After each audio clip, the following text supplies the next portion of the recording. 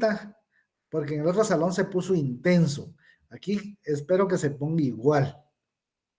A ver, pues, aquí está don Cristian, ya. Pero aquí ya están todos, ya difícil va a entrar alguien.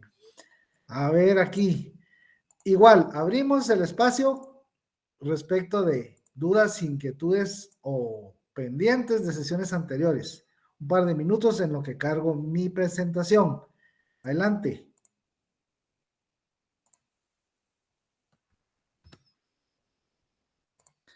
Ya recibieron los documentos para su examen del próximo jueves 23 de febrero. ¿Es correcto?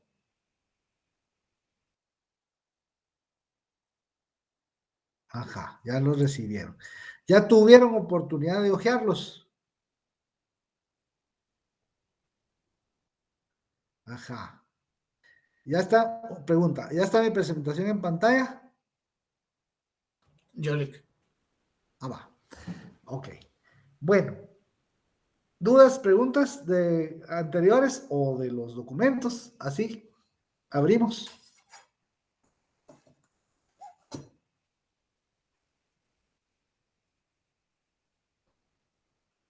Ninguna. Ni los han visto, solo una persona. No puede ser.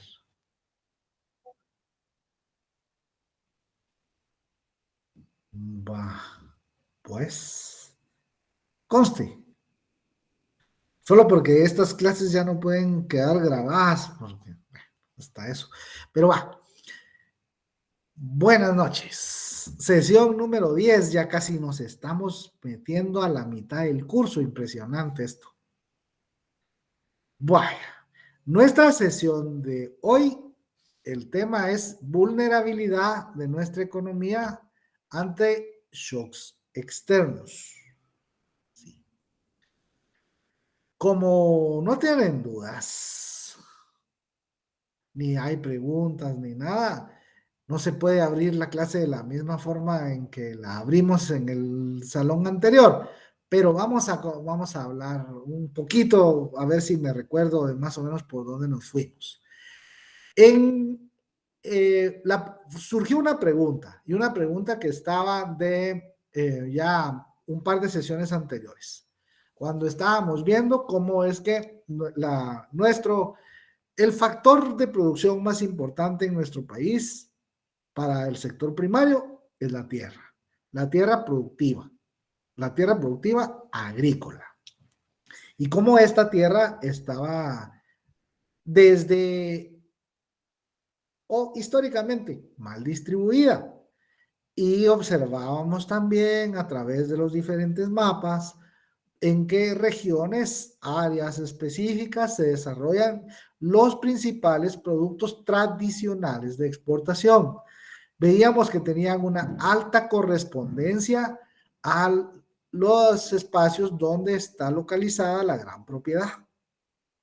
¿Sí?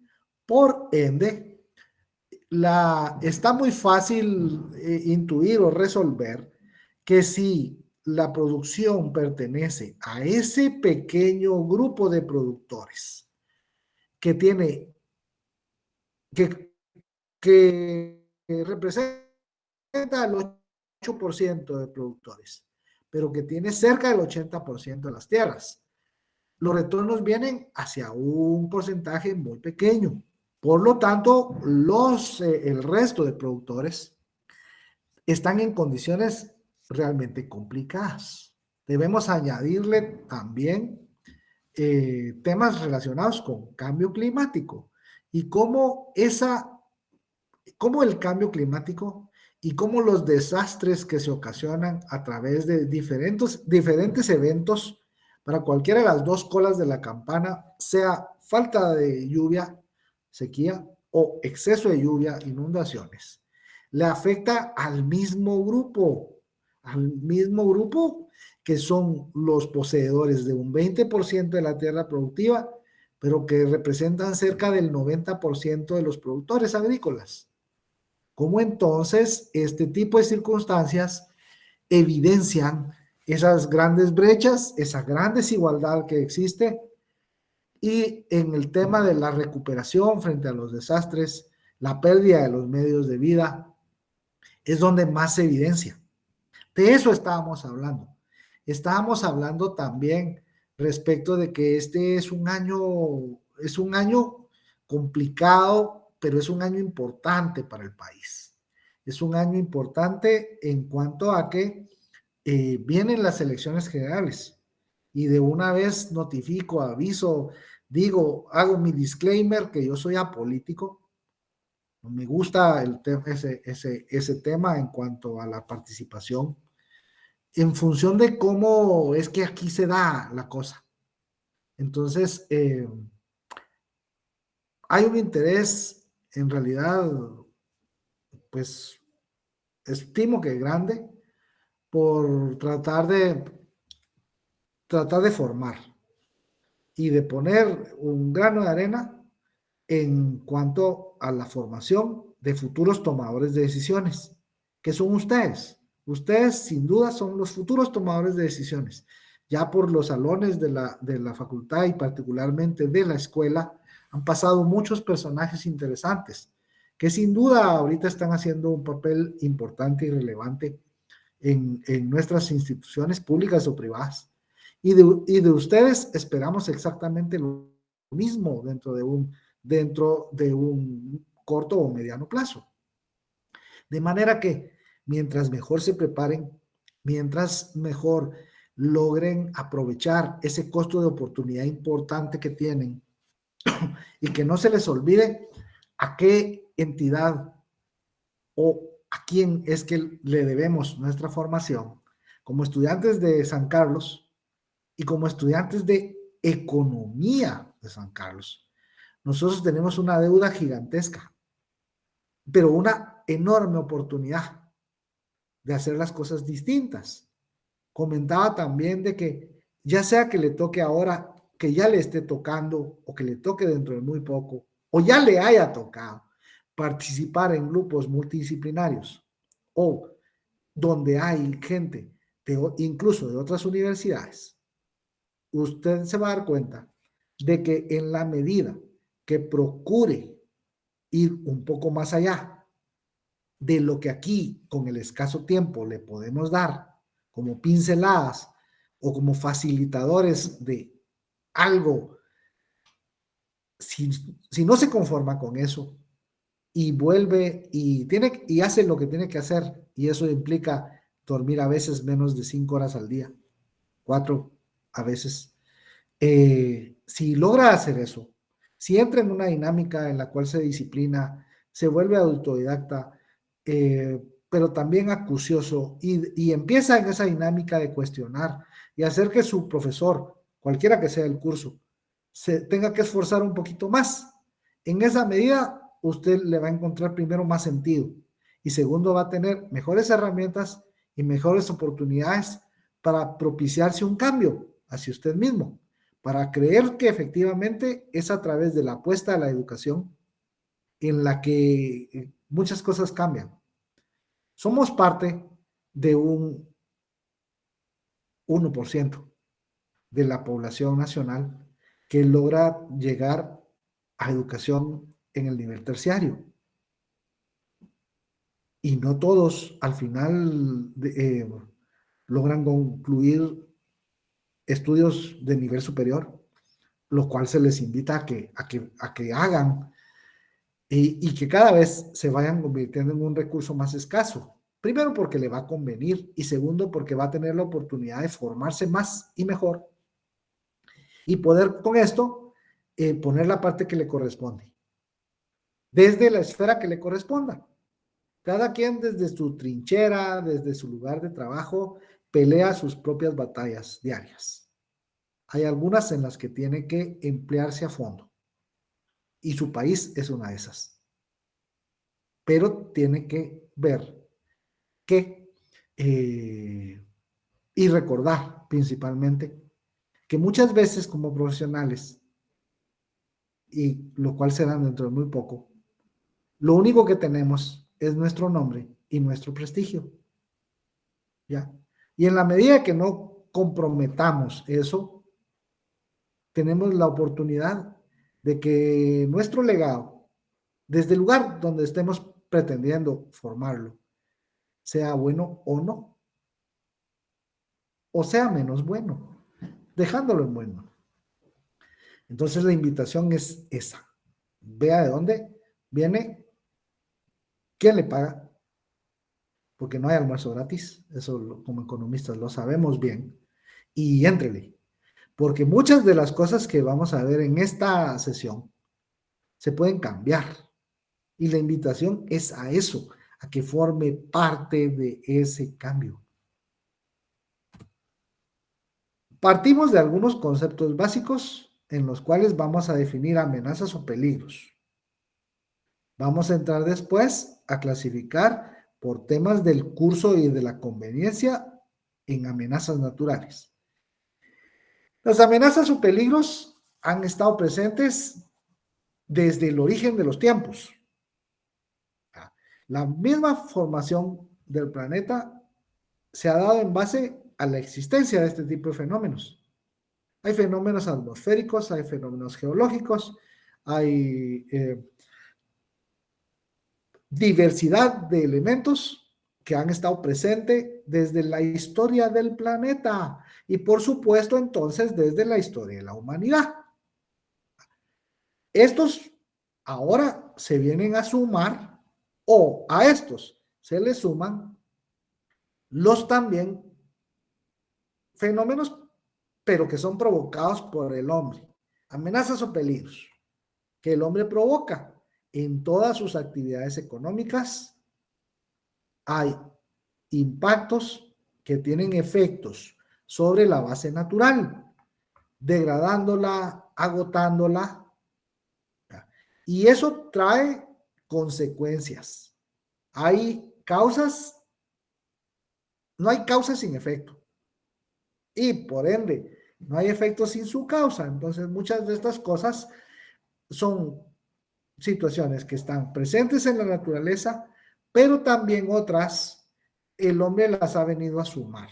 Y estos fenómenos potencialmente perjudiciales pueden causar la muerte o lesiones graves, hay daños materiales, hay interrupción de la actividad social y económica y por supuesto también hay degradación de la base natural.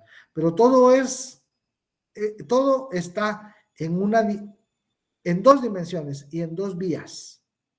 La degradación ambiental, la extracción acelerada e indiscriminada de recursos provoca desequilibrios en el ambiente que van causando que estas amenazas o peligros tomen condiciones mayores.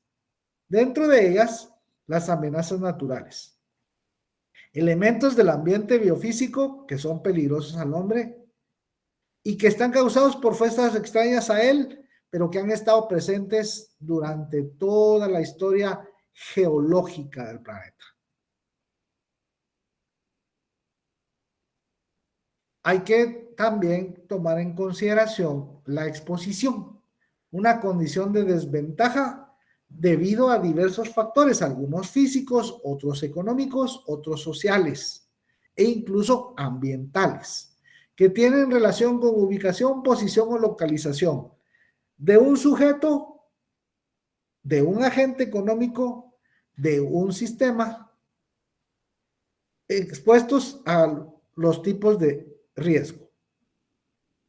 Como shocks externos, vamos a definir acontecimientos adversos que pueden ser económicos o que pueden ser extraeconómicos, que van a provocar algunos impactos como disminuciones en los estándares de vida. Hay una pérdida en el nivel de bienestar.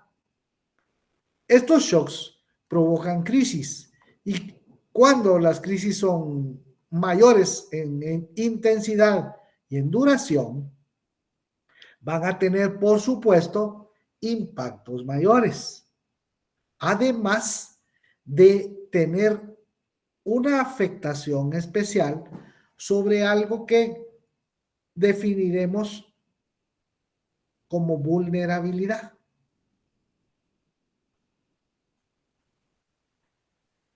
El riesgo es el grado potencial de afectación que los elementos de un sistema pueden afrontar.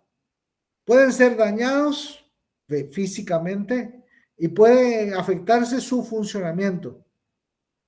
Cuando han sido expuestos a una amenaza en determinados periodos de tiempo.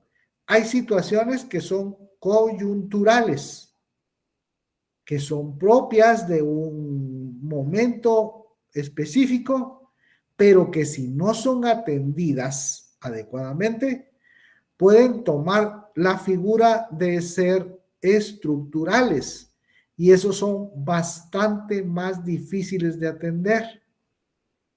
Muchos de esos aspectos estructurales están presentes en nuestro país. Es lo que analizaremos en un momento. Ya sabemos entonces que existen amenazas, que existen riesgos, que existen diferentes circunstancias en las cuales hacen que un agente económico o una actividad económica esté más expuesto que otras a determinados tipos de riesgos y amenazas. Teniendo eso claro, lo que hay que buscar es la forma en que esos impactos sean menores. Hay que tener claridad en el sentido que no existe el riesgo cero. No se puede eliminar absolutamente el riesgo, pero se puede reducir a, a algo que sea tolerable, que sea manejable. Eso se llama mitigación. Cuando estamos mitigando los impactos de algo, no estamos haciendo que desaparezcan, sino lo que estamos haciendo es creando condiciones administrativas, de organización, de conocimiento puesto al servicio de que una sociedad, una comunidad, una actividad económica, un grupo de agentes económicos puedan mejorar sus capacidades frente a cualquier riesgo que venga. Y con eso reducir el impacto que estas amenazas y que estos peligros tienen sobre un individuo, sobre una sociedad, sobre una actividad económica o sobre un país. ¿Estamos bien hasta aquí?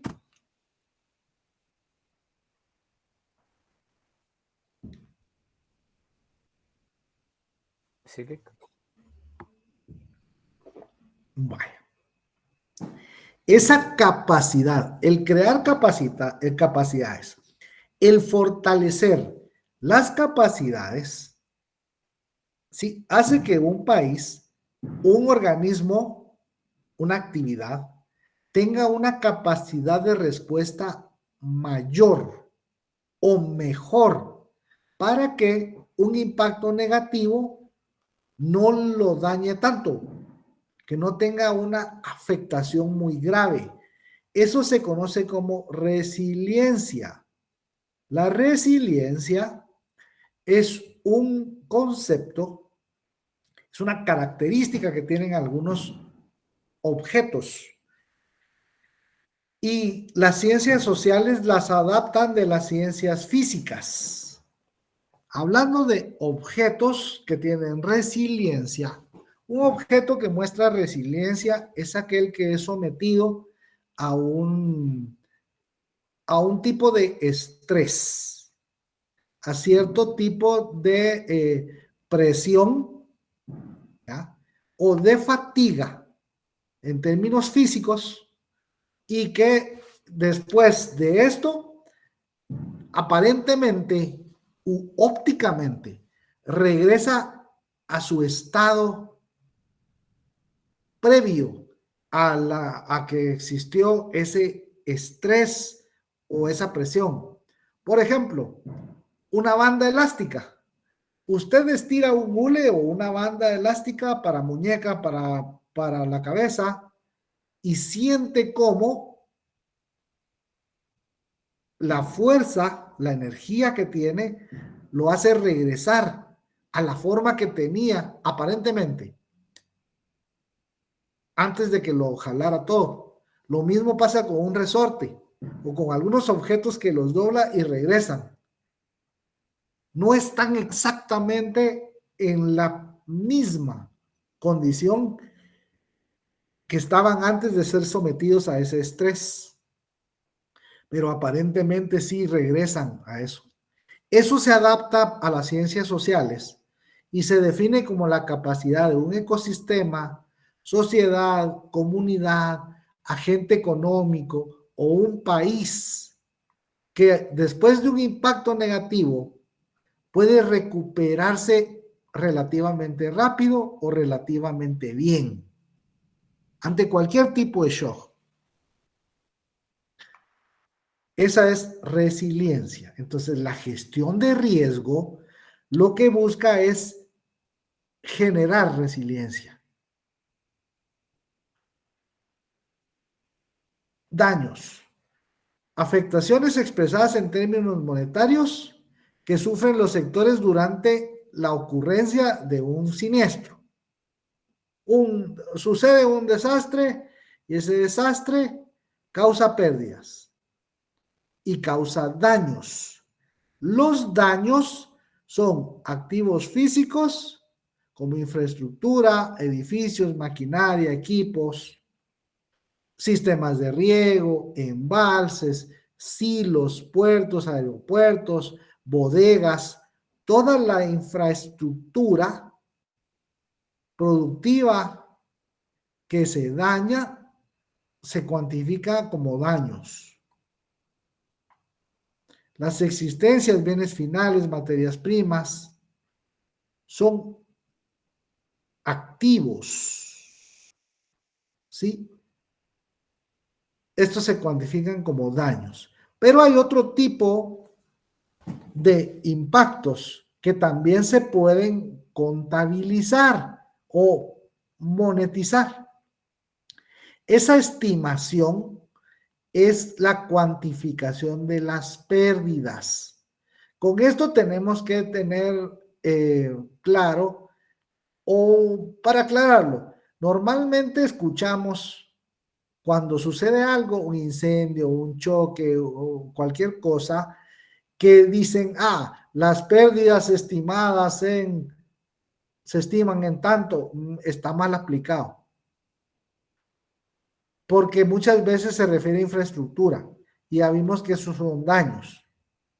Las pérdidas constituyen flujos que se alteran o que se pierden a consecuencia del shock. Como estamos en economía agrícola y el tema es recursos naturales, hablamos de shocks, de fenómenos naturales que causan desastres. Bueno, los bienes que se dejan de producir, se interrumpe una línea de producción por la ocurrencia de un shock. Esos bienes no existían, nunca tomaron vida, pero son los vasos, lo que se iba a cosechar, que aún no estaba, pero que estaba programado y que ya tenía costos incluidos. Entonces ya se espera esa reducción en el volumen de la producción de las cosechas por un incendio forestal, por un incendio provocado, así, por el anegamiento o la inundación de tierras agrícolas, por sequía. Esa disminución en los flujos de lo que se va a producir, de lo que se va a vender, incluyendo, por supuesto, servicios, eso se contabilizan como pérdidas. ¿Estamos bien? Adelante. Buenas noches, licenciado. Disculpe, solo con una pregunta. En la diapositiva anterior había una palabra, anegamiento, creo que es. Se Ajá, llena de no sé. lodo. Ya. Está Gracias, como licenciado. pantanoso. Las zonas anegadas son tierras agrícolas cubiertas de lodo. Gracias, Lick. A usted. Bueno, algo que tenemos que tomar en consideración es que se recuerdan que lo único constante es el cambio.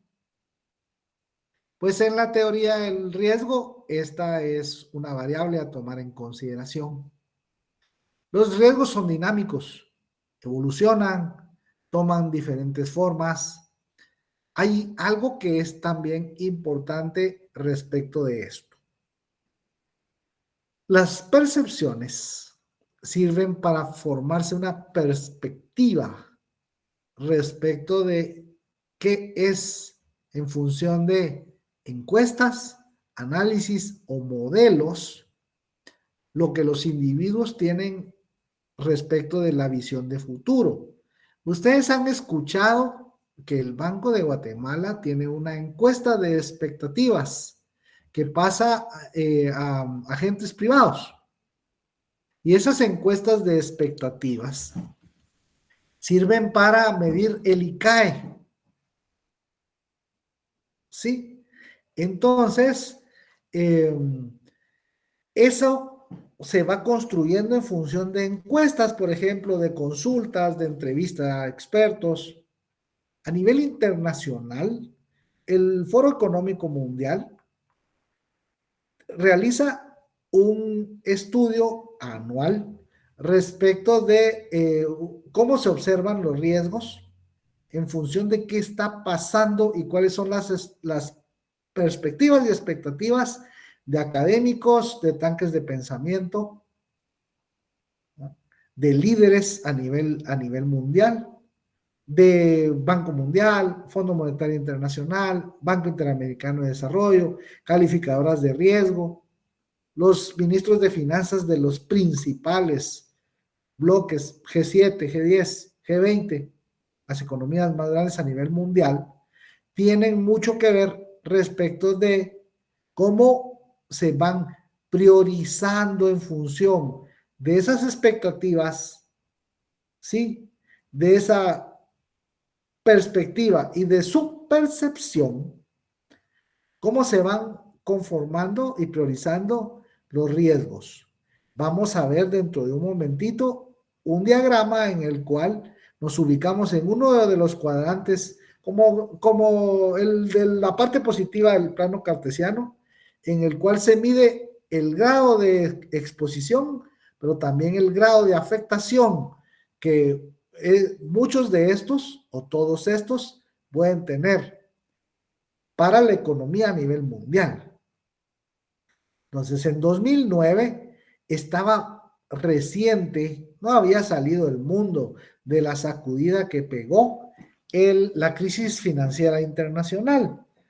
¿Quién se recuerda cómo es que esa crisis financiera se genera? ¿En qué sector y dónde es que esta crisis se genera?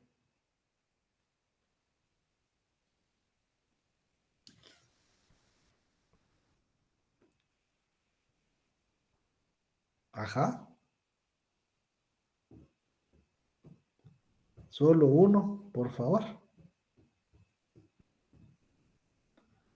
¿Cómo se genera? ¿En qué sector?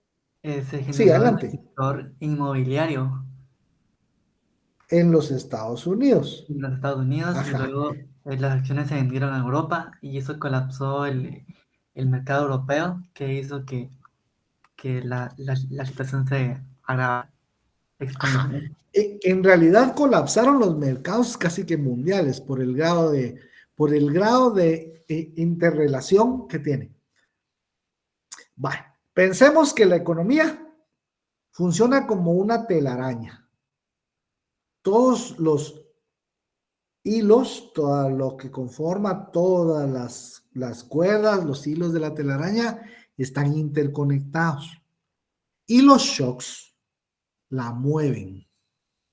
Dependiendo del nivel de exposición, dependiendo de la fortaleza de los individuos, de los agentes económicos, de las industrias, de los sectores o de los países, una sacudida grande le va a causar muchos problemas.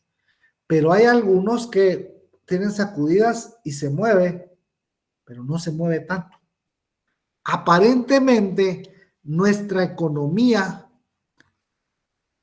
es macroeconómicamente muy resiliente y los grandes impactos que han habido no le han afectado, no como a otros países. Por eso es que Guatemala es un caso excepcional, es un caso de análisis que les encanta a algunos y para otros resulta aburrido, porque no pasa nada, todo es estable.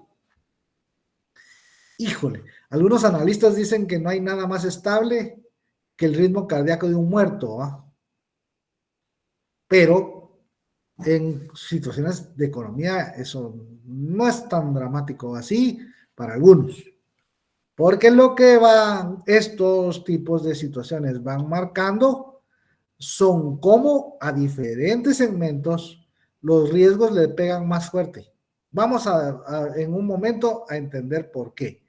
Pero a nivel internacional, entonces, dependiendo de qué esté pasando, muchos de los riesgos, y acá están para un periodo entre 2009 y 2019, algunos años seleccionados, para que vayamos observando cómo en función de si son económicos, sociales, ambientales, geopolíticos, los riesgos van tomando una posición diferente en la escala.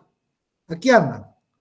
Miren, en 2009, enfermedades crónicas, por aquí estaban y se pensaban, pero nada se imaginaban que 10, 11, 12 años después, eso iba a ser, pero dramático.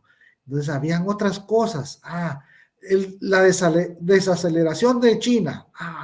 Pero ¿por qué que los chinos crezcan menos? Afecta. Porque afecta a sus socios comerciales.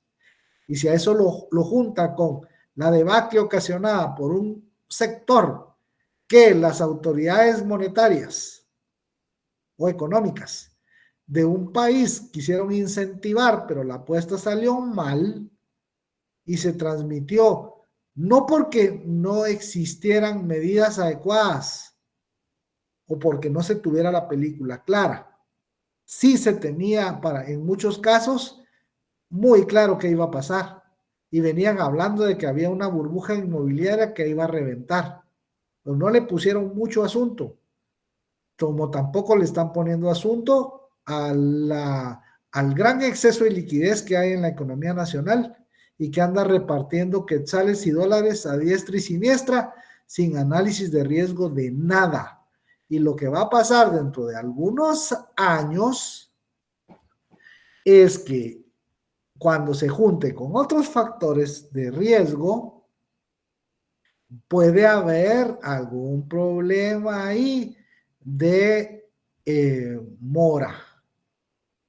Y eso va a estar complicadón, porque no se puede venir a repartir plata solo porque hay un exceso de liquidez en el mercado.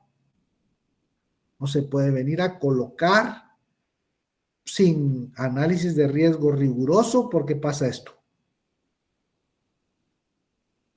Esa burbuja en algún momento va a terminar y dependiendo en la parte del ciclo económico que lo haga, los efectos van a ser mayores o menores.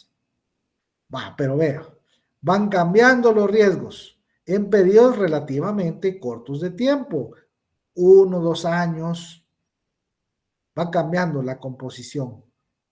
Todos son importantes, pero van cambiando. ¿Cuáles eran los primeros? El primer riesgo, en función de probabilidad de ocurrencia y de los impactos que estos podían causar. Se va. El primero, durante los últimos 5 años, ha sido de los ligados a los temas de recursos naturales.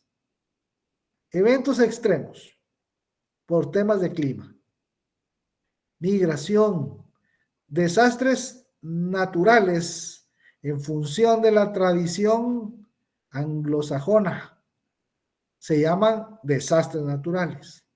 Para América Latina, desde hace ya un par de décadas, la influencia que América Latina ha tenido respecto de la teoría del riesgo y particularmente para el lado de los desastres, América Latina afirma, sostiene y cree que los desastres naturales no existen. Lo que existen son desastres provocados por fenómenos naturales. Vamos a ver en un momentito sobre qué base se sostiene esto. Vemos que cambia. Enfermedades infecciosas, pérdida de biodiversidad. Veámoslo en el plano aquí. Este es el cuadrante de la parte positiva del plano cartesiano. Y este mapa de dispersión nos ayuda a ver cómo en 2019, vean acá, llamemos la atención sobre este punto. Acá, mientras más a la derecha, hay una mayor probabilidad. Aquí está la escala. Probabilidad creciente para acá.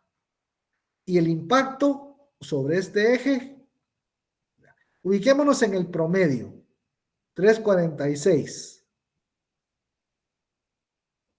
Entonces, este estaba por arriba del promedio de los riesgos en cuanto a los impactos, pero con una probabilidad muy baja, según los analistas, los expertos.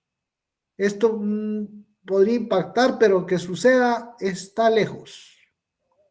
Es más fácil que haya una burbuja de activos en una economía importante, como la que provocó la crisis en 2007-2008.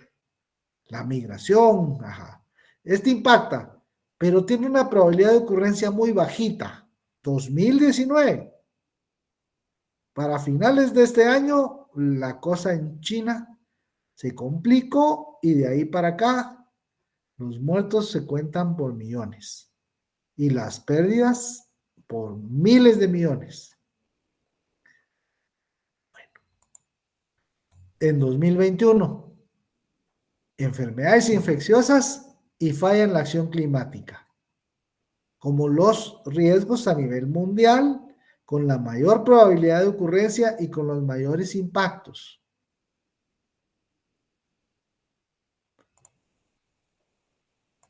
Vámonos al de este año. Este es nuevecito. Vean cómo ha cambiado la percepción y las perspectivas. Derivado de los conflictos y derivado de todo lo que ha sucedido con la pandemia y el conflicto Rusia-Ucrania, la principal preocupación en función de su alta probabilidad de ocurrencia y en función del grado de afectación que podría tener, no es que los otros hayan desaparecido, sino que estos tomaron ahorita relevancia porque son los coyunturales.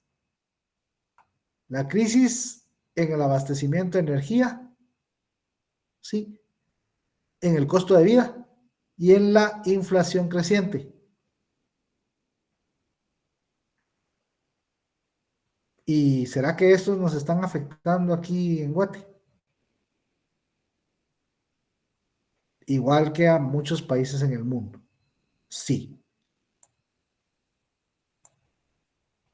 ¿Cómo se conforma un desastre? El desastre es resultado de la conjugación de los peligros que han existido siempre, pero también del grado de exposición que los agentes económicos tienen, pero particularmente importante, este es el detonante de si pega fuerte, si pega muy fuerte o si pega extremadamente fuerte. Y es la vulnerabilidad. Por eso es de que América Latina es una región que ha aportado muchísimo en este análisis de riesgo. Y la tesis es la que se sostiene, es que si no existiera la vulnerabilidad o ante una vulnerabilidad muy pequeña, no se ocurriría, no se produciría el desastre.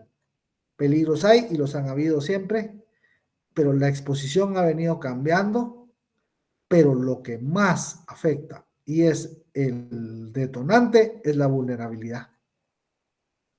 En este esquema, por supuesto, lo que hace el hombre influye. Recuerden acá, esto es exactamente lo mismo que analizamos con el flujo circular de la actividad económica cuando lo metimos en función de la teoría de sistemas dentro del sistema mayor, dentro del sistema general biosfera. Aquí estamos. Eso es esto.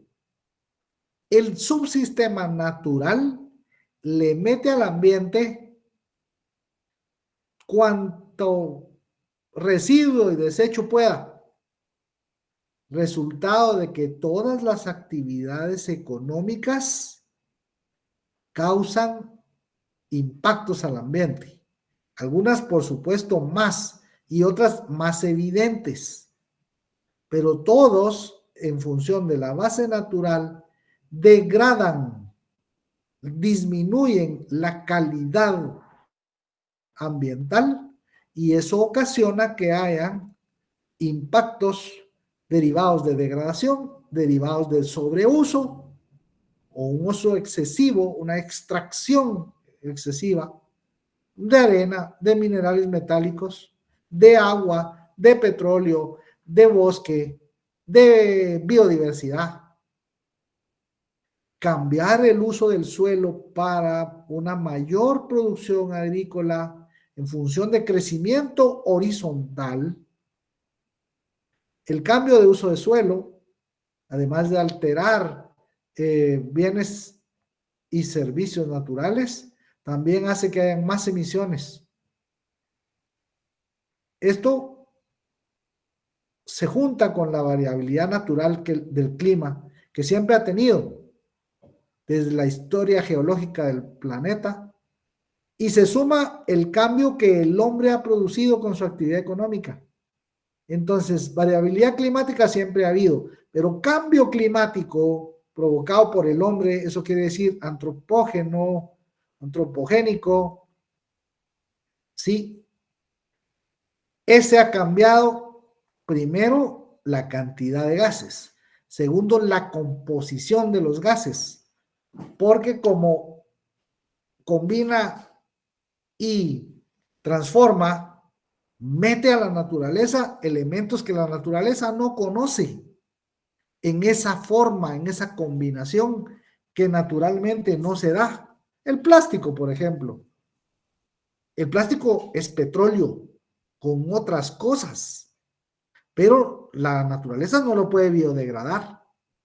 Los gases efecto invernadero son una combinación de elementos que la naturaleza en forma separada conoce bien, pero en esa mezcla rara no lo puede disolver. Entonces no hay biodegradación y eso provoca pérdidas de la calidad ambiental y todo eso se junta.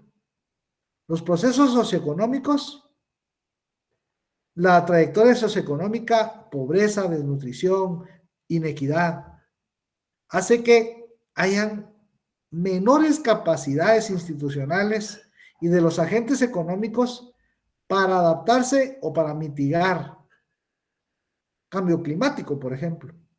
Y los esquemas de gobernanza que están dentro de la institucionalidad también provocan que esto se vuelva un desastre. ¿Dudas?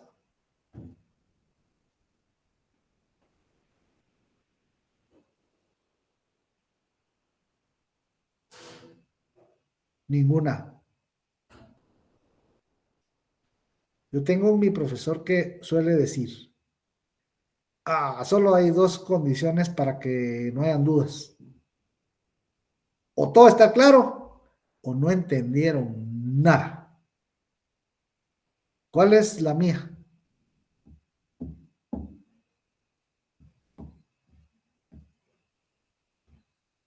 Pero si están en el aire o estoy hablando solo desde qué hora. Sí, todo claro. Conste, pues. Conste. Va. Ahora veamos cuáles son las condiciones que hacen que Guatemala sea vulnerable frente a shocks externos. Estamos hablando de la Guatemala 3. Es que hay 3 Guatemalas. Una Guatemala con una economía pujante, próspera, diversificada, con exportaciones campeonas, con agroindustrias exitosísimas, pero con retornos hacia pocas manos. Una Guatemala que constituye una clase media que está luchando por no bajar a la siguiente y está viendo en el día a día, es la que paga impuestos de forma distinta a lo que hace el gran capital, ¿sí? La que absorbe muchos de las cosas que pasan, pero hay una que es desposeída, olvidada, ¿sí? Completamente o casi completamente abandonada, ¿sí? Que está pasando por condiciones bien complicadas. Y esa es precisamente, como decía mi abuelita, ay, no, hombre, hay que tener cuidado, porque al perro más flaco es al que se le pegan las pulgas. Eso refiriéndose a un organismo altamente vulnerable y con exposición a muchas cosas. La pita se rompe por lo más delgado. Ah, puchis.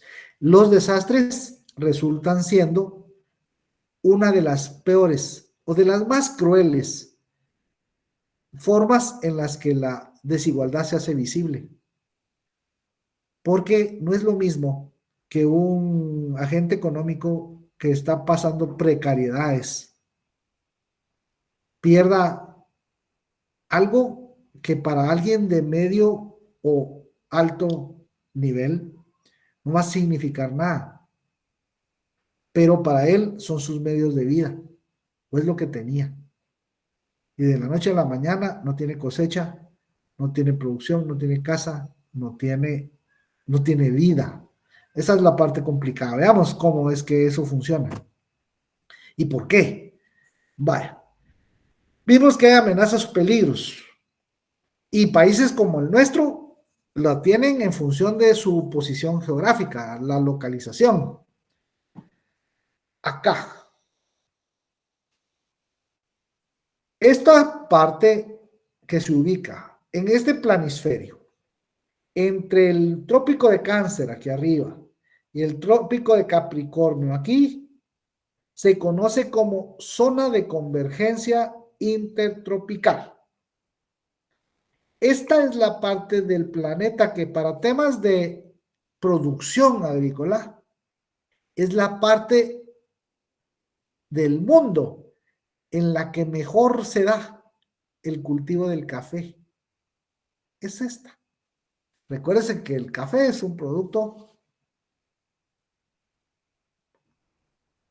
del África, que se vino para acá y aquí le encontraron, bueno, tenemos condiciones agroecológicas parecidas, sin saberlo, eso lo sabemos modernamente, pero en ese entonces la investigación y desarrollo se recuerdan de la reforma liberal y de la tierra de la Boca Costa, pues por aquí pasa. Y entonces, como aquí queda, da buenas condiciones. Pero sucede que es el espacio del planeta donde se conforman todos los fenómenos hidrometeorológicos. Sequías, lluvias intensas, los huracanes de este lado y tifones por este otro, se conforman acá. ¿Quién me dice por qué de este lado del mundo se llaman huracanes? Esos fenómenos. A ver. ¿Quién la tiene por ahí? ¿Por qué de este lado del mundo se llaman huracanes?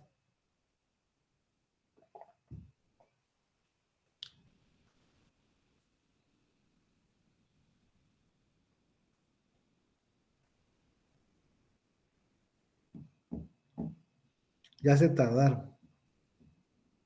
Va, a ver, pues se las pongo yo, pues. Bueno, Es en honor al dios maya del viento, Huracán. Y por aquí vivía. Entonces, por eso es que en esta región se llaman huracanes. Esa es una cápsula si la sabe, cuéntela. Vaya, ahora, pero también hay otra situación. Y los peligros geológicos se forman por dos circunstancias particulares. La primera es el tema de las capas tectónicas. Por eso es que ha estado temblando por todos lados, porque se mueven. Y hay recomposición de estas. A veces hay traslapes, otras veces hay muchas cosas que pasan acá, pero aquí en esta región hay tres que confluyen. La de Norteamérica, la del Caribe y la de los Cocos. Por eso es que esta es una región altamente sísmica. Pero, además de eso, esta marca en rojo es la que se conoce como Cinturón de Fuego del Pacífico. Y acá en esta área del planeta es donde están la mayor cantidad de volcanes activos. Eso nos da como resultado un combo de amenazas naturales. Por el lado de las geológicas, terremotos, erupciones volcánicas, lahares, gas y flujos de detritos provenientes de las erupciones volcánicas. ¿Sí? Movimientos de masa pero secos, deslizamientos avalanchas o hundimientos sin la presencia de lluvia intensa, que son los mismos pero húmedos. Sí, hay más de inundaciones. Estos meteorológicos, climatológicos e hidrológicos se conocen, se juntan todas y son amenazas hidrometeorológicas. Sequías, incendios forestales están de un lado de la cola de la campana, donde llueve menos y mucho calor y falta de precipitación. Y estas otras del otro lado de la campana, donde hay exceso de lluvia. Eso es lo que sucede físicamente. Ahora, ¿por qué América Latina insiste en que los desastres no son naturales? Esos son los textos que van a encontrar. Así se llama uno particularmente interesante. Los desastres no son naturales. Y lo que se esgrime ahí, la tesis que sustenta, es de que para que haya desastre, el factor vulnerabilidad es clave. Pero esa vulnerabilidad es una construcción económica social. Es resultado de una combinación de factores físicos, sociales, económicos y ambientales, pero que todos están encadenados y todos funcionan conformando círculos lamentablemente viciosos de cómo funcionan en países como el nuestro esas situaciones. Entonces, mientras más propenso es un organismo a que el impacto de cualquier shock lo dañe severamente, se dice que es más vulnerable. Entonces es condición o el grado en que un agente económico, una población, una estructura social, un país, su infraestructura económica, su infraestructura física, se dañen, eso es vulnerabilidad. Y muchas veces no es necesario que venga un evento natural de gran escala para que esto cause daños muy fuertes.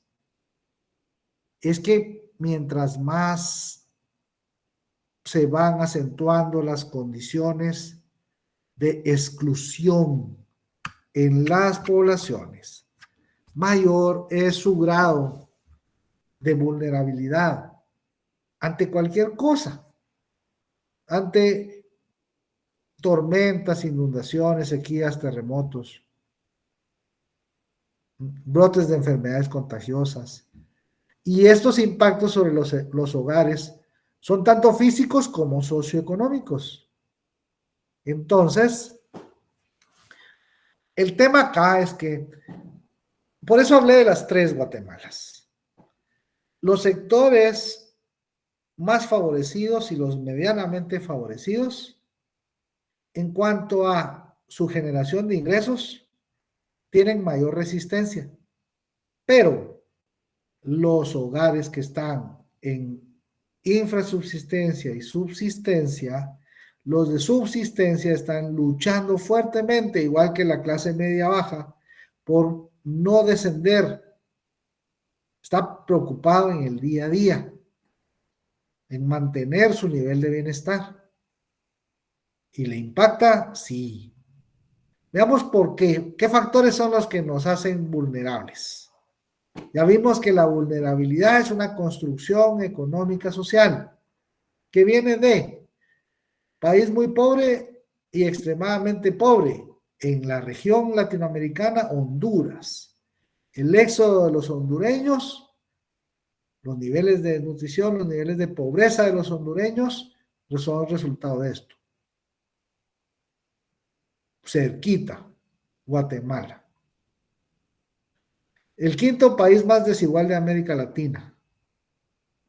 Un coeficiente de Gini para tierra y su distribución de 0.84. Esto ya lo vimos. Y vimos que genera población rural e indígena que presenta altos niveles de pobreza, niveles altos de desnutrición crónica, sí, escolaridad.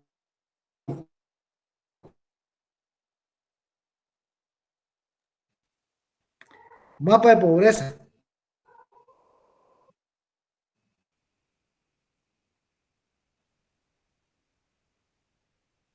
Complicado.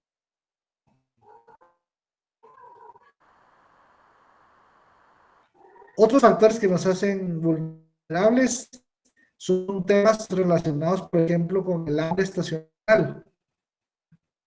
Seguridad alimentaria.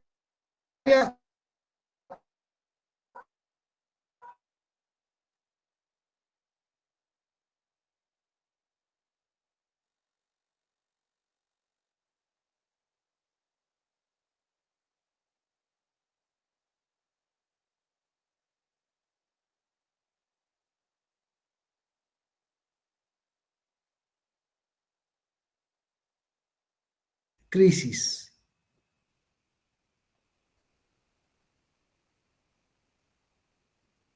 Entonces, es complicado para temas de seguridad alimentaria. Adelante. Ok. Índice de desarrollo humano. Creciendo en apariencia, pero es en función de escala.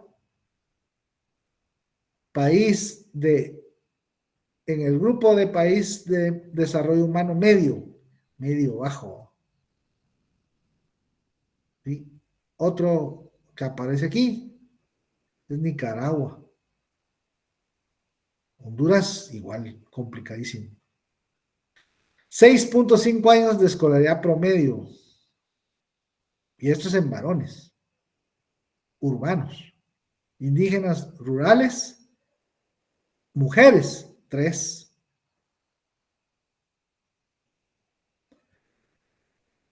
Igual que el índice de desarrollo humano mide temas de educación, salud e ingreso per cápita, el índice de desarrollo sostenible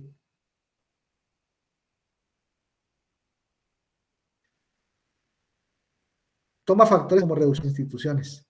Vimos que todo esto era básico para reducir los temas de exposición al riesgo, para reducir los temas de vulnerabilidad.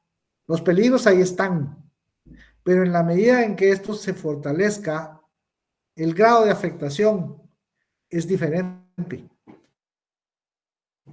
Haití y Chile tuvieron hace 10 años terremotos muy fuertes.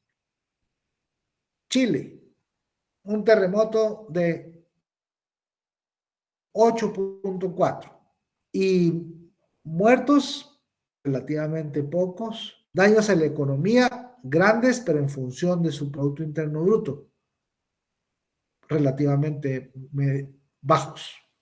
Bueno, Haití 8.2, un par de grados menos intenso que en Chile, pero ahí no han terminado de contar los muertos, igual que lo trágico que está pasando en Siria y Turquía. Economía absolutamente devastada y ese país no va a volver a ser nunca lo que alguna vez tuvo oportunidad de ser. ¿Cuál es la diferencia entre esos tipos de países? Respirar, pregunta, ¿qué se le ocurre intuitivamente? ¿Cuál es la diferencia?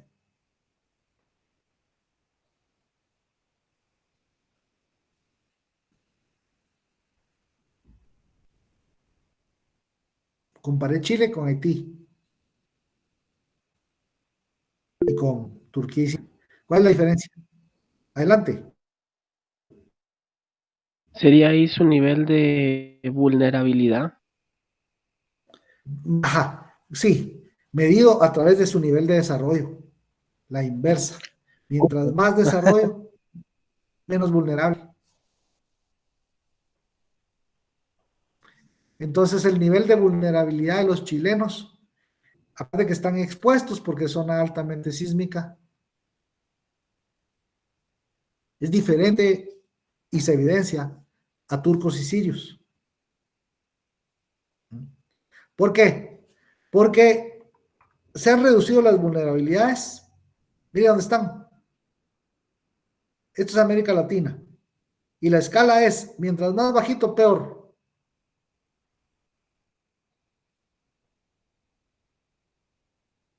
Tienen el mayor índice de desarrollo sostenible. En función de reducción de vulnerabilidades, creación de oportunidades y fortalecimiento de las instituciones. Tienen un mayor nivel de desarrollo. Tienen mejor gobernanza. Y se han hecho más resilientes. Entonces les va a pegar y les va a pegar un fenómeno natural muy fuerte, pero no va a pasar relativamente mucho en función de lo que puede pasar hacia acá.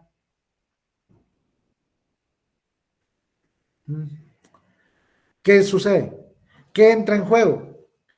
En el fortalecimiento de las instituciones. Recuérdense que la institucionalidad son reglas del juego, jugadores públicos, privados, entidades de apoyo. Por ejemplo, hay normas sismoresistentes.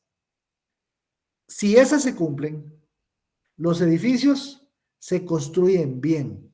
Desde una casa hasta un condominio de apartamentos de propiedad vertical de 15 pisos. Tiene que estar construido de acuerdo a las mejores especificaciones técnicas. Igual que una carretera, igual que un libramiento de esos construidos por los que ahora quieren ser diputados. El problema con la infraestructura es de que si está construida mal, eso es, no se respeta el diseño original, se le baja calidad, se le baja el espesor al concreto, el calibre al hierro, por ahorrarse una plata. Lo que están haciendo ahí es incrementando el riesgo. ¿Y eso tiene que ver con factores económicos? Absolutamente. Pero también tiene que ver con una institucionalidad fuerte, que aquí en estos países no se nota tanto. Aquí mejora. Mire, si no estamos hablando de gente de muy lejos, mire Costa Rica, tienen problemas, sí, pero tienen una apuesta distinta y están cerca y nos ganan no solo en fútbol, sino en muchas cosas nos llevan años luz. Pero eso muestra que se puede, sí se puede. Lo que hay que cambiar es la manera de pensar y de la gente que piensa. Poner gente que piense. Ese es el reto. Niveles de vulnerabilidad crecientes, exposición, riesgo, vulnerabilidad, poca resiliencia. Por eso es que somos altamente vulnerables. Mira dónde andamos. Este es el informe de 2018 para América Latina del Programa de Naciones Unidas para el Desarrollo y Banco Mundial. En el índice mundial de riesgo para 2016 no ha cambiado mucho. Estamos algo complicados, ¿no? Pero a eso súmele 25 años de múltiples eventos extremos. Y no para este asunto. Cada poco. Mitch, sequía. Año niña, año niño. Stan, Ágata, la 12E, sequía en el 2012. Entre 2014 y 2020, sequía e incendios forestales. Pero después, 4 tormentas en un año. Amanda, Cristóbal, Eta y Ota. Entre las tormentas y la pandemia, la agenda de la política general de gobierno cambió. No sé si bueno para no evidenciar algunas carencias peores. Julia 2022. Riesgos que cambian y que se alternan con otros shocks de todo tipo. Del mercado mundial del café ya hablamos, de la crisis financiera internacional ya hablamos también. Estos escenarios de crisis política ya los han visto, lo dejamos en 2021 por salud mental, COVID 2020-2023, conflicto Rusia-Ucrania 2022-2023, todo pega. Por lo tanto, ¿cómo se conforma el círculo vicioso? Un país pobre, pero por desigual. Niveles de vulnerabilidad. Cualquier shock que le pegue se convierte en desastre. Eso incrementa los niveles de pobreza e incrementa la vulnerabilidad. ¿Cómo funciona esto? El deterioro del nivel de bienestar viene dado en función de una mayor exposición, de un mayor grado de vulnerabilidad y de una menor resiliencia, una menor capacidad de respuesta. ¿Qué sucede? Hay pérdida de activos y medios de vida, hay menores ingresos para las familias porque hay menor consumo, ¿sí? Menores impuestos para el gobierno porque hay menor consumo, menores impuestos, más endeudamiento. Menor seguridad física, económica y alimentaria. Y se genera una mayor vulnerabilidad multidimensional. ¿Qué es lo que pasa? Cuando se hacen proyecciones como de los planes de desarrollo, se proyecta en un horizonte de unos 20, 30 años. Y se supone que la economía viene creciendo de alguna forma. Y que si no pasa nada, ceteris paribus, diríamos los economistas, vamos a llegar a crecer esto. Esto es crecimiento esperado. La economía viene bien, Guatemala es el paraíso de las inversiones, las agencias calificadoras dicen que estamos en el mejor momento y eso lo vimos, lo venimos oyendo en los últimos 3 años. No me crea, vea las noticias, vea los videos. Guatemala es imparable. Va, pero esa es la que ya describimos, la pujante, la diversificada, la que recibe muchos ingresos. Pero en función de eso se hacen proyecciones. Esas proyecciones se llaman crecimiento esperado. Pero con todo esto que hemos descrito, mire pues, mire qué pasa. Pasa esto. Paseo aleatorio y entra por acá, para acá, para acá, para acá, para acá, y aterriza finalmente en un nivel en el que la economía respecto del horizonte de 20 años efectivamente creció. Ya vimos que en términos absolutos crece, ¿sí? Pero, sin duda, habría crecido más si todos estos fenómenos no hubieran alterado la pendiente. Esa es la explicación, la pendiente. Hay crecimiento, pero con una pendiente menor, derivado de todo esto que pasó. Es como en la casa. Se quedó sin trabajo, va a recibir menos ingresos y dentro de 10 años no va a tener ni los ingresos ni los ahorros que esperaba.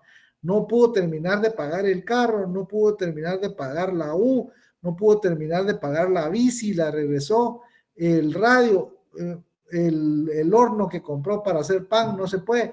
Todo eso pasa. Entonces, como el crecimiento económico es una condición necesaria para el desarrollo, lo que sucede es que nos vemos como estamos. Vimos que el otro elemento, el que ayuda a reducir, a mitigar esto, es la gestión de riesgo. La idea es diseñar medidas de política pública basadas en evidencia, que ayuden a tener una mejor respuesta ante la ocurrencia de eventos de procedencia diversa. Resiliencia, pero una resiliencia que sea mientras más general mejor. Tiene que ser algo inclusivo. Los temas de desarrollo sostenible ahora vienen ligados a lo que se conoce como crecimiento verde e inclusivo, con respeto y con equilibrio económico, social y ambiental, pero que vayan cerrando la brecha de desigualdad que hay. Y no solo Guate, ¿no? Entonces, pero esa es la que a nosotros nos pega directo. Entonces, hay que reconocer que el riesgo existe y hay que gestionarlo. La gestión de riesgo es para evitar esto, porque los riesgos que no son gestionados, lo primero que hacen es romper la articulación entre el plan y el presupuesto. Lo que le decía, no, este año vamos a recibir tanto de nuestro salario y vamos a ahorrar esto y vamos a poder comprar tal cosa, inversión. Pero algo pasó, se enfermó, perdió el empleo, le pagan menos, algo sucedió. Entonces esto ya no se cumple. Ese fue un shock, un riesgo no gestionado. Entonces ya no se puede hacer lo que tenía pensado hacer. Tiene que hacer otras cosas con recursos más escasos. Eso es reorientar los recursos del presupuesto. Por otro lado, venía haciendo algo, pero no puede seguir con eso, porque debe reprogramar lo que ya venía. Entonces va a cambiar la ejecución. Aquí estamos hablando de agentes económicos, de sectores, de países. Es lo mismo, la analogía es la misma. Lo que no se compra por la vía del ahorro, se tiene que comprar por la vía del endeudamiento. Y si lo que hay que pagar es reconstrucción, rehabilitación o reposición, eso hace que el endeudamiento se incremente. Y si no puede reducir el nivel de gasto, lo que sube también es el déficit. Lastimosamente, lo primero que uno quita es el gasto destinado a otras necesidades de desarrollo. ya no va a llevar el curso de inglés, va a comer menos carne o menos cereal o menos verduras, ¿ya? Se va a exponer un poco más caminando por las noches o caminar un poco más. Todas esas, educación, salud, seguridad y justicia, son recursos destinados al desarrollo y que no se pueden atender porque pasa algo que le roba espacio presupuestario, que le roba recursos. Entonces, así es como el círculo vicioso se conforma.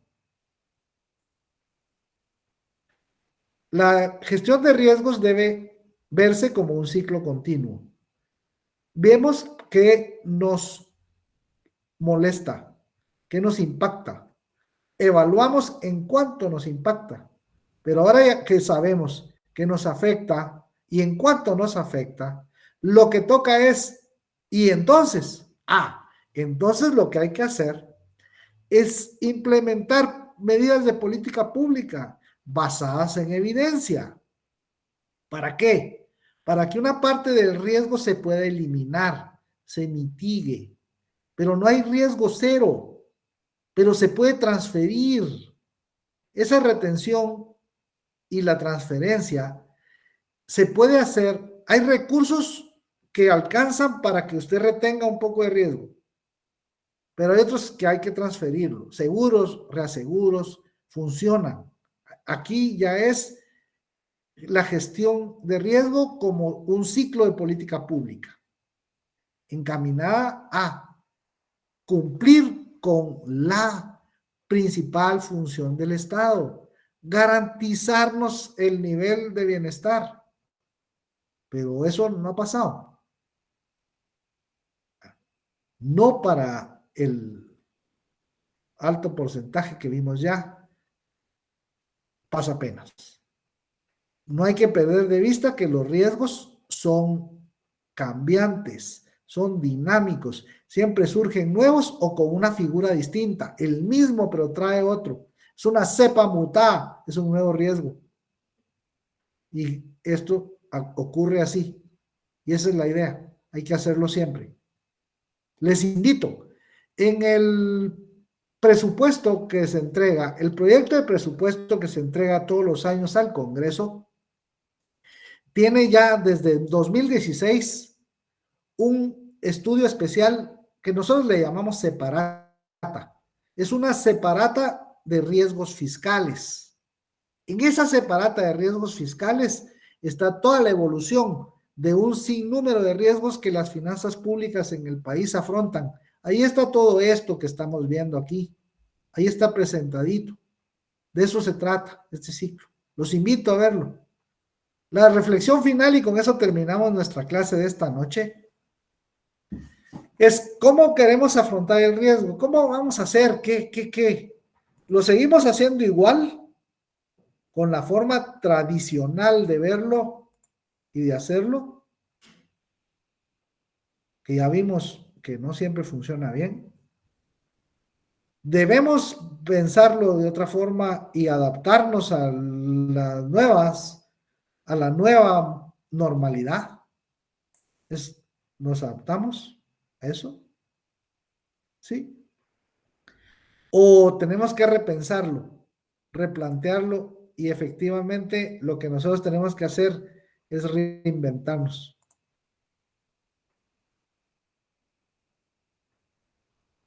Yo creo que toca. Y hay que pensar cómo. Y este año que toca elegir, hay que elegir bien, hay que elegir mejor.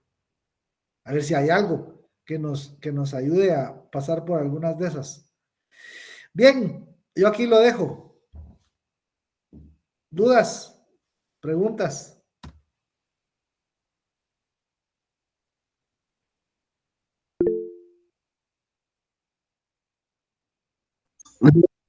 Auri, no tengas pena. Las damas primero. Adelante, Auri.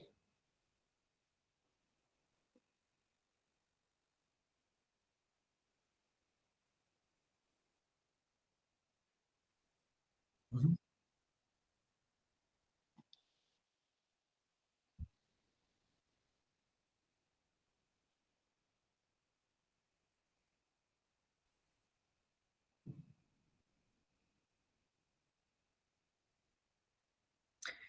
Sí, sí, pero no.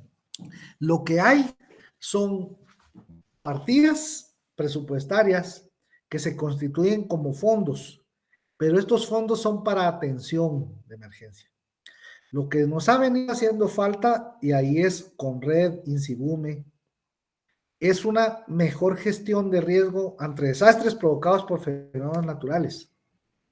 Hay que, hay que ver un poco más respecto de que sea una gestión integral de riesgo, que efectivamente incluya todos estos aspectos, todos estos de acá. Análisis, evaluación, medidas de política pública bien hechas, basadas en evidencia, que es lo único que ayuda a tener modelos que pronostiquen mejor. Efectivamente, la naturaleza es impredecible, pero mediante la evaluación podemos ver qué nos ha pasado y por qué. Y en buena medida, esas medidas de política públicas van encaminadas a eso.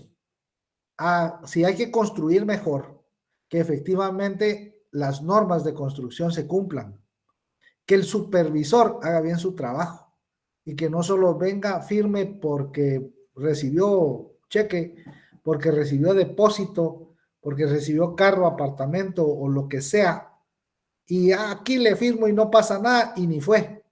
No, sí tiene que ir y tiene que medir y tiene que ver que efectivamente el diseño se esté cumpliendo, que la calidad de los materiales para construir cualquier cosa, un puente, una carretera, un libramiento, un edificio público o privado, que las especificaciones técnicas se cumplan.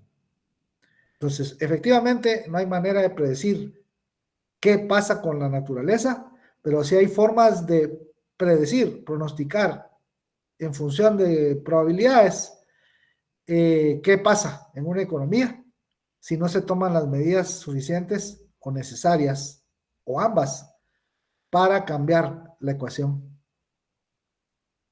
De eso se trata. Y eso es lo que busca la separata de riesgos fiscales. Poner el énfasis en situaciones que dañan y que le pegan a las finanzas públicas. Por esto es aplicado a las finanzas públicas, a las finanzas personales, pero a las finanzas del país principalmente. Pasa todo esto. Se planifica todo el año y se presenta un presupuesto en septiembre. Si no pasa nada, se supone que esa planificación incluye las prioridades de país. Pero si pasa algo, ¿a qué le quitamos? A recursos destinados al desarrollo, educación, salud, menos policías, menos salario para maestros, menos vacunas, menos de todo. No se pueden pagar, a no ser que el endeudamiento crezca. Pero eso representa otras dificultades, porque endeudarse no es nomás, cuesta. Y endeudarse en exceso es una bomba de tiempo. Igual que tampoco se es averso a déficits fiscales muy altos, particularmente si esto se liga a temas de que el gasto se incrementó, pero no mejoró. Y con los indicadores económicos sociales que vemos, la duda es razonable. Aunque los temas de transparencia fiscal se han fortalecido durante los últimos años, lo que hay es información disponible, pero no hay una rendición de cuentas adecuada, porque no solo es qué se gastó y dónde, debe complementarse con cómo, y esa es asignatura pendiente en muchos casos. Adelante. A usted, Auri. A ver, Omar. Vea que a mí se me había apachado la manita, licenciado, pero Va. sí le compo Está mucho en lo bien. que ¿Alguien más?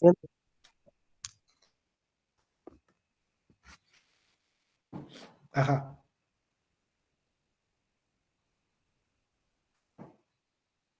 Ya ninguno. Va pues. Entonces, muchas gracias. Dios mediante, nosotros nos vemos el jueves. Misma hora, mismo canal. El día no ha terminado. Termine de disfrutarlo. Bendiciones, un abrazo y Dios permita. Nos vemos el jueves. Vale, muchas gracias. Gracias, Lick. Feliz noche. Buenas noches a todos. Pues,